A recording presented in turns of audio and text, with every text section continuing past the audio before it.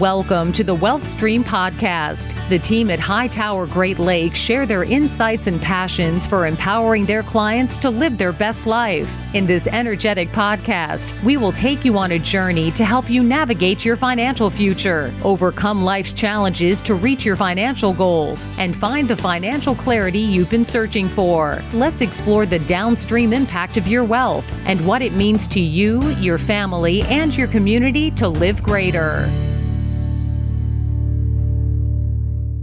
Hello and welcome to the Wealth Stream with Tim Scannell from Hightower Great Lakes. Good morning, Tim. How are you doing? I'm doing great today, Eric. How about yourself? I am doing fantastic. I'm excited. You've got a guest on the show today, and I don't know who this is. This is the first time I get to meet this gentleman. Yeah, so we've talked on a lot of the podcasts in the past about the need for a team, a strong team, and that was one of the reasons why 2.5 years ago, I should say, we merged to become Hightower Great Lakes. And how we really are trying to focus on building an ensemble team of professionals with different skill sets. And Don is a great advisor, part of the Hightower Great Lakes team, works with a lot of our clients. So I wanted to really introduce the audience to Don because I think he's great, and I think he helps a lot of our clients, and I think he could help a lot of the listeners. Fantastic. All right. Well, Don, thank you so much for being on the show. I look forward to getting to know you. Thanks, Eric. Appreciate it. So, Don, I'm going to be your questionnaire for the day. Tell me something, I guess, before you started in the business, what were you doing before? Because I know you've got some hobbies I'm aware of, but maybe share with the audience a little bit.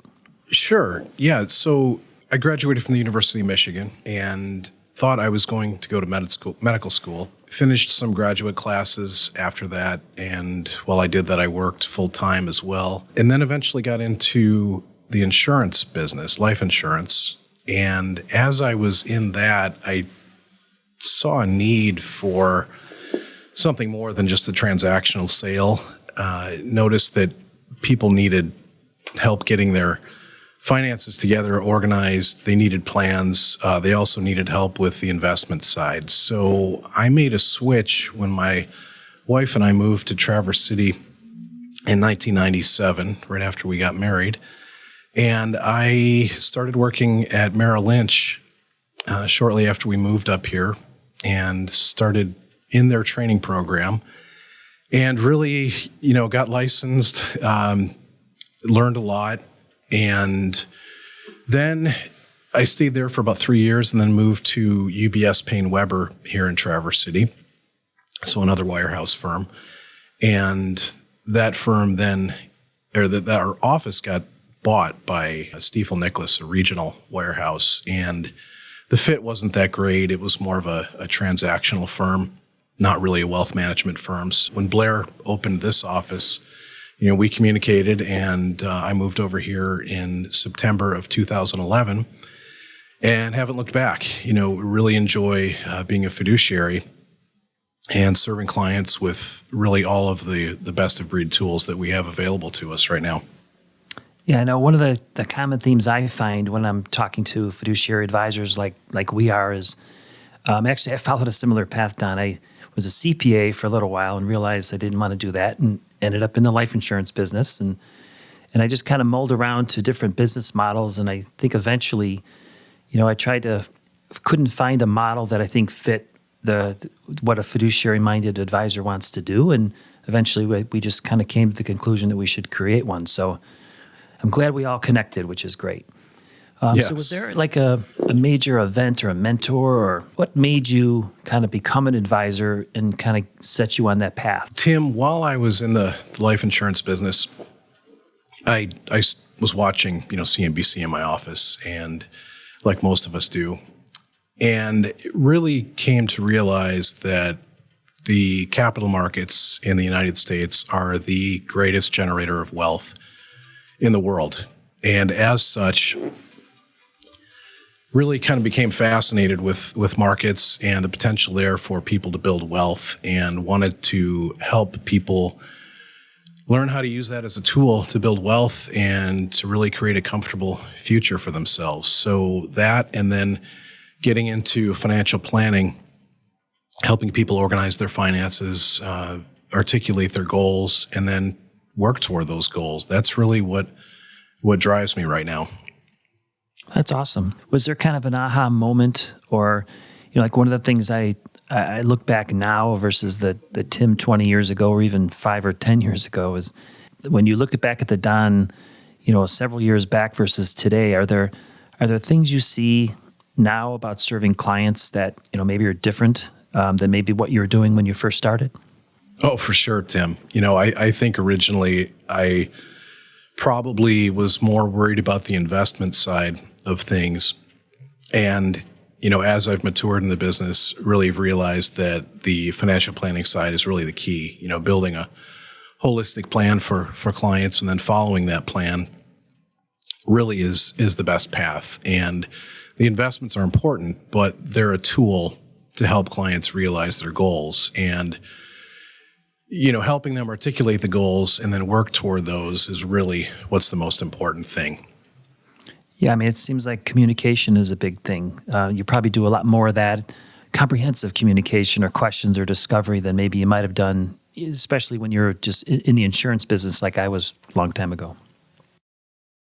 Yeah, and in the insurance business, that's for the most part transactional. So it's very different. And now what you and I do is really about building relationships with people. The better we understand our clients, the better we can help them. And you can really never know your client well enough, I feel. And the better we know them, the more questions we ask, the better we know their family and their entire financial situation, the better we can provide advice.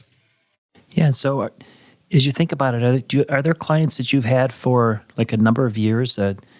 I go back and actually I've got a couple clients from 1986. I was 12 at the time, I'm sure, but it's just amazing when you go back and you think of how long you've been working for people and you've seen their kids grow and now you see their grandkids. Do you feel like that's part of the benefits of the job as you watch that happen? Oh, absolutely. And not only do you watch it happen, but you help these things happen. Maybe you've helped them fund a wedding for their daughter or kids. You've helped them fund for college and the kids have graduated from college. So to help clients achieve these milestones in life is really satisfying. So as you're working with clients and thinking of maybe some of the work you've done the last several years, what would you say are like some of the maybe one or two of the biggest mistakes that people make? Maybe not even mistakes, but maybe they just are not aware, but things that they're doing that you could maybe help them with, solve a problem for. Yeah, the biggest thing that comes to mind, Tim, is when clients lose sight of their goals and become emotional and make emotional decisions. And it's easy for clients to get very emotional when the markets take a downturn rather than staying the course and staying focused on their goals. And if we can keep clients from becoming emotional with regard to their investments and keep them focused on their long-term goals, that's much, much more in their long-term interest. For example, a year ago, 15 months ago, when the markets were down quite a bit, I had a couple clients who were very nervous. They wanted to sell, stayed in, and for these particular clients, if they had sold at the bottom, it would take years for that to recover. But since they stayed the course, stayed invested, focused on their long-term goals, they're much more in tune and much more in line with achieving those goals. So they're in much better shape financially. So when you're meeting with one of those clients you're thinking of last March or April during the peak of COVID, May, what were some of the things you're helping them keep focused on as you're helping them ride through the roller coaster of that market? Right. So I can think of a couple clients who they don't spend much money. So their goal is really to pass money on to their children. And with these particular clients, I reminded them, this money will be passed on to your kids. We've got time to let this keep growing. And if you stay focused on those goals of passing this money on to your children, then, we can achieve that. And sure enough, we spoke regularly over the course of last year. And, absolutely. they realized come August, September that it was the right decision, to stay invested. So they're in much better shape financially, and their goals are still on track for their goals. In an example like that, if you don't mind me just expanding a little. Sure. So with a client like that, where their goals are not necessarily where they don't believe they're going to spend all the money, where they're focusing generationally, on their kids and grandkids. So obviously we're not attorneys at all. We don't practice law, but do you get into just talking generally about estate planning and how to structure things to make that money last, and tax strategies, things like that? Oh, definitely. Yeah, we want to help people pass money on in the most tax advantageous manner. So, if that includes gifting over the course of their lifetime, then that's a strategy we can use. We'll also work with their estate planning attorneys. If there's a trust document in place, we'll work within the bounds of that trust document. So that's absolutely part of the equation. And then, like Eric, we've talked a lot about the fact that we focus on teams. When we work with clients, we're making sure we have relationship management as a focus, and talking to their CPAs and their attorneys and trust officers, insurance agents, so that we're all collaborating. And if I'm making a recommendation, making sure that the attorneys knows where I'm at and we're all on the same page and not doing things that are conflicting goals. So Don, when you're doing stuff like that and working on estate planning or tax planning, are you collaborating with, and how are you collaborating with, I should say, their other professionals? Yeah, so really we're collaborating proactively.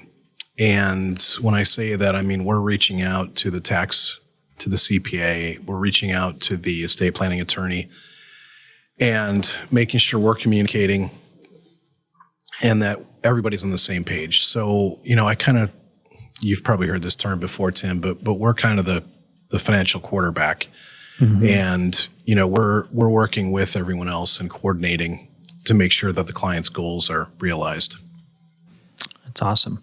So if you were to look at like one work-related accomplishment, whether it's stuff you've done with a client or how you've given back, let's say pro bono work, things like that. So what's one thing you're really proud of work-related that you want to share maybe with the audience? Yeah, I think since I started in the business, Tim, we've seen three pretty drastic downturns. There was 2001, 2002, 2008, 2009, mm-hmm. and then last spring. So through those three downturns, the most important thing has been keeping people invested and not letting their emotions rule and make decisions for them. So again, it's keeping people focused on the long-term financial goals that they have. So I think, by keeping people invested, it's actually protected their wealth and helped them build wealth so that they're more likely to realize those financial goals. So I think that's the most important thing is really, originally when we start at working with clients, helping them articulate the goals and developing that financial plan. Sure. And then keeping them on track, keeping emotions out of the equation and helping them achieve those goals. So, by keeping people invested, even when it's the darkest part of the night, and things look really scary, it's worked out, and the markets have worked in their favor. So, that's been a key is keeping people invested and focused on the long-term goals that they have. And I'm a little older than you, Don, so maybe running across this a little more, but I'm finding myself working with my clients' parents or working with my clients who are trying to help their parents as they're aging. I'm also finding I'm working with some of my clients' kids and even grandkids. I mean, how do you find yourself end up working with the family, other parts, not just the client, the husband, the spouse, the wife, but then the kids, grandkids, and adults? Are you finding that also? Yeah, Tim, and I think that's an important aspect of the relationship is working with multiple generations of the same family. And one thing that we like to do is that we like to encourage the parents, in this case, to have at least an annual meeting with their whole family, with their children. And that way the children know what the financial goals are and they're aware of what's going on. Mm-hmm. So again, we like to quarterback that meeting at least annually, which can be difficult because kids may be spread all over the country, but that's something that we strongly encourage. And then the other side of the equation is helping clients work with their aging parents and work to take care of them. So that's another thing that we do. And we're seeing more of that, as clients age and they've still got parents around, those parents need care. And that's something that we've increasingly been doing more of, is helping clients work with their aging parents. Yeah, I find it's interesting that you mentioned that you do a number of, or your clients have family meetings. And I've had clients that have had them that have gone really well. I've had clients that have had them that have gone not so well, because, you talked about emotions several times, and there's just a lot of emotions related to money. All kids are different, right? So some have different needs, some, equal versus, fair. So how do you manage meetings like that? Just, from a forest view, do you recommend they bring people in to moderate, or do you just have them do it? Or what's your theory about that, your philosophy? Yeah, so that's an interesting point, Tim, in that things can go south when there are surprises involved. Yeah. And what that means is that clients need to communicate with their children, with their families, and the more communication there is, generally the better the relationships are. And you don't have the surprises. So it's when people spring things on their kids out of the blue that the kids might be blindsided, they might become emotional. It's something we see a lot up here in our area, in Traverse City, Northwest Lower Michigan. We have a lot of second homeowners, and there's a lot of emotional attachment to these second homes. So, how do those homes get passed on to the next generation? That becomes a very emotional situation. And, some kids may live very long distance away, and they may not be able to, use a place. So it becomes complicated. And not only that, but just, the passing on of assets or family heirlooms, as can become a little sticky. So the more these things are communicated with from parents to children, the smoother things go. And again, it's when there are surprises. We typically don't want to ever be involved in a meeting where this is just brought up for the first time out of the blue. And that's when emotions can take over and really make things go south quickly. So it's the families that we see that are most successful in meeting with the extended family and their children is the case where there's been regular communication. Yeah, we did a podcast, I think it was sometime last year, with Susan Gallatley, and she's a consultant, and she talked about a story where she helped her family. They had some property in the Seattle or Washington State area, where after 3 generations, now you have all these interested parties and trying to figure out how to take care of that home that some people want, some people can afford, some people can't. It's super complicated and requires a lot of, even more than just financial planning, but like almost emotional planning, or, consulting to come in. So outside of work, tell me a little bit about yourself. What do you do for fun? Those who know me know that I'm extremely busy, especially in the wintertime, with skiing and ski racing.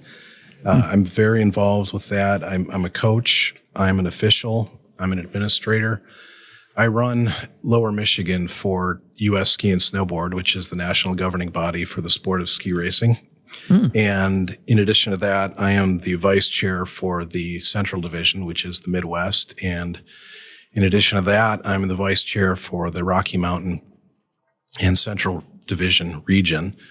Wow. So it's about a third of the country. And I also help coach my daughter's high school ski team. So U.S. Ski and Snowboard could be considered the club side of the sport. And then there's the high school side. So our winters are extremely busy, but it's a labor of love. I love skiing. I grew up skiing. I grew up ski racing, not at the same level that my kids are, but it's been a great experience for our family. And our son went on to to ski race in college. He was the captain of his school ski team, and Wow. our daughter is the captain of her high school ski team. They've both been to the Rocky Mountain Central Division Junior Championships out in Colorado. So it's been a lot of fun. And I'm usually found on the weekends. I'm a technical delegate, which is kind of the lead official for a ski racing event. So I coordinate the event and do a lot of the planning. So I'm found on the side of a hill, usually Saturdays and Sundays, officiating and making sure everything goes smoothly. But it's great. In this past winter, we had some challenges, but we were able to pull off all of our races, high school and U.S. ski and snowboard. So it's been a lot of fun. And in addition to ski racing, I like to go to the gym and weight train and do cardio activity. And that's as much for the mental well-being as it is physical. It's a great way to go relieve stress. Most definitely. days. Well, that's amazing. I knew you were involved in skiing. I didn't realize you had taken up that much leadership positions in that industry. That's amazing. It is. It's a lot of work, but it's a lot of fun, and it kind of never stops. In fact, I had a conference call last night for ski racing coaches. So it's pretty much year round, but this time of the year it's a little bit slower. But we've been planning for the coming season. Awesome. Well, this has been great. I was hoping to introduce the audience to you, to what you do, some of your focuses. If someone wants to get a hold of you, how can they reach you? Sure. They can reach me by phone, and my line is 231-486-0492. And they can also reach me by email. And my email address is dstellin, that's DSTELLIN, at hightoweradvisors.com. Awesome. And I know from working with you, if they reach out to you, they can schedule a free meeting where they can talk about their goals and get a clearer picture of maybe where they're at, where they want to be, and at least a couple strategies, I think, where maybe they can get there faster and more efficiently. Oh, definitely. Yeah, we like to do a consultation with clients to make sure that not only, are we the right fit for them, but that they're the right fit for us. So we want to make sure that our skills match their needs and that it's a complementary, mutually beneficial relationship. Yeah, and I think if you're in the audience, whether you are haven't thought about retiring, you're far from it, you're accumulating maybe, or whether you've worked on your retirement plan, but just not sure you're getting the results, you should be, or you may be ready to retire and just looking for a second opinion to make sure you do it right, because you're only going to get one shot at it. So reach out to Don if you get a chance, because I work with him. He's a great advisor. So Eric, I just thought I'd introduce everyone to Don, and I think that really went well. Oh, I think it was fantastic. Don, I do have a question for you, if you don't mind, sir. Sure. Yeah. Okay, so ski racing, right? Yes. I haven't heard that term. I know downhill skiing. I know cross country skiing. Mm-hmm. I know I've seen slalom, right? I don't even know if it's called slalom anymore, but the skiing between those flags that people keep hitting. What is ski racing? Well, ski racing, slalom is one of the events of ski racing. So we're talking alpine ski racing, so downhill racing. Got it. Okay. And then there are events within that. So there's slalom, there's giant slalom, there's super giant slalom, and then downhill. Wow. So it's a very active, fun sport. Obviously we race in all conditions. So it's a good character building sport. Kids have a lot of fun. It's a great family sport. Most of the parents are very involved. So it's a lifetime sport. That's what's so fun, is that we have grandparents showing up who used to race to watch their kids and awesome. Grandkids. Yeah. Well, it's I find it's very interesting, because this really reflects the sport that you chose, or that you chose to represent, kind of reflects exactly the work that you guys do. Team building, right? It's team building. It's multi-generational. Everybody's involved. And through learning from Tim for as long as I have, it sounds like that's a perfect match for the work you do. So I thought that was a interesting parallel to what you do in downtime and also, well, I guess it's not even called downtime because that's a lot of work to me, but in your hobby life and then compared to your work life. And so I just appreciate Tim bringing you on the show and allowing us to get to know you. So thank you so much for being here. Tim, of course, thank you for bringing Don on the show. And I do have to say one other thing to the audience. I did not know the depth of the team that Tim works with. And I'll just be straight honest. I was actually speaking to somebody in Missouri who had the Hightower name, and I just happened to mention, hey, do you happen to know Tim? And she immediately, oh, I love Tim. I know Tim. I'm going to be talking to him later today. I'm like, oh my goodness. And then 3 days later, literally, I was speaking to a gentleman in California and found out that he was associated with Hightower. And I was, hey, by any chance, do you know Tim? Immediately, I know Tim. And like, wow. I get around. What can I say? This guy. Yeah. So Tim, I think that's just I think that's a feather in your cap that you are so willing to work with. And I know that one of the people that I spoke with, I believe they're on like a masterminds group with you. So I know that you're constantly learning, constantly working with others within the Hightower team. And again, it's just the way you present yourself and the way you work with your clients is a very humble approach, saying, look, I know a lot, but I don't know everything. And therefore, I have a lot of people around me. So thank you so much for bringing Don on the show. And of course, audience, our last thank you always goes to you. Thank you for tuning in and listening to the Wealth Stream Podcast with Tim Scannell. If you have not subscribed to the podcast yet, please click the subscribe now button below. This way, when Tim comes out with a new podcast, it'll show up directly on your listening device. This makes it much easier to share these podcasts with your friends and family. Again, thanks so much for listening today. For everyone at Hightower Great Lakes, this is Eric Johnson reminding you to live your best day every day. And we'll see you next time. Thank you for listening to the Wealth Stream Podcast. We hope you gained some valuable insight that you can apply to your life and share with others. Please don't forget to subscribe below to be notified when new episodes become available. And don't forget to live greater. The information covered and posted represents the views and opinions of the guest and does not necessarily represent the views or opinions of Hightower Great Lakes. The content has been made available for informational and educational purposes only. The content is not intended to be a substitute for professional investing advice. Always seek the advice of your financial advisor or other qualified financial service provider with any questions you may have regarding your investment planning. Hightower Great Lakes is a group of investment professionals registered with Hightower Securities LLC, member FINRA and SIPC, and with Hightower Advisors LLC, a registered investment advisor with the SEC. Securities are offered through Hightower Securities LLC. Advisory services are offered through Hightower Advisors LLC.